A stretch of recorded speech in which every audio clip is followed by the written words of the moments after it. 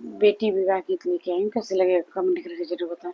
धाई के बेटी अपने बाबा लगे गईली, अरे सुना बाबा राजा हमारा रे लाला नावा, अरे सुना बाबा राजा हमारा रे लाला नावा। ये सबर खोजा बाबा सुंदर सजनवा, अरे जैसई गोपी के कन्हई रे ललनवा, अरे सबर खोज बाबा सुंदर से अनवायर, जैसा ई गोपी के कन्हा रे ललनवा। अखिया रही जैसे अमवा के फकिया, अरे नकिया सुगना के टोटरे लालनवा, अरे नकिया सुगना के टोटरे लालनवा।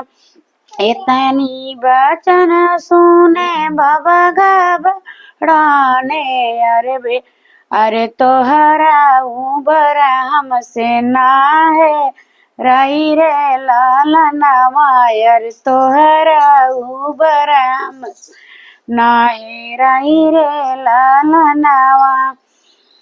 तोहरा बरा ज खोजिए तोहरे चाचा, अरे हमसे न बरवा खोजई रे लालनवा।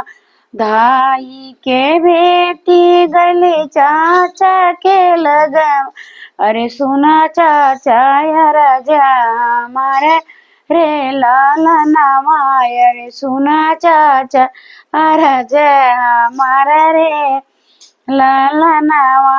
यस बार खोजा मोरे चाचा सुंदर सजनवा, अरे जैसई गोपी के कन्हा रे लालनवा।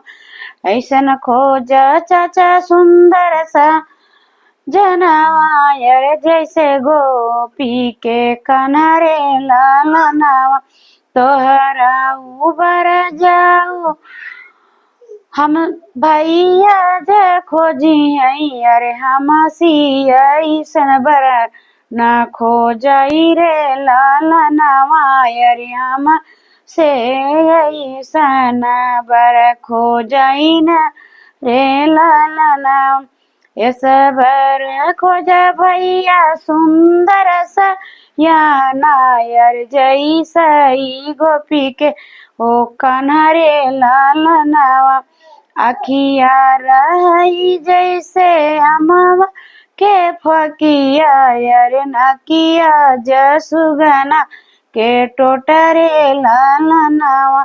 इतनी बचन सुने भैया हंसी दिहले, अरे सबरा तो का खोजब मोरे लालनवा, अरे सबर खोजब मोरी बहिनी, अरे हम ही जरा चबाई तोहरई बियावा, अरे हम ही ज देबै कन्यादान रे लालनवा, अरे हम ही ज देबै बहिनी तोरा कन्यादानवा।